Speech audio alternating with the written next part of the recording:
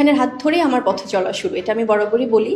এবং ওনার সাথে আমার অনেক সাকসেসফুল প্রজেক্ট রয়েছে, অনেক অনেক কাজ রয়েছে, অনেক দারুণ দারুণ গান রয়েছে। সো ইন্ডিভিজুয়ালি আমি একজন বুবলি, এটা দর্শক জানে অলরেডি, তারা তাদের ভালোবাসা দেয় সবসময়। আমার সামনে যে আমি শাকিব খানকে দেখছি, এটা আমার কখনোই মনে হয়নি। আমি আসলে এমন একটি মেয়ে, আমি চুপচাপ বসে থাকতে পারি না।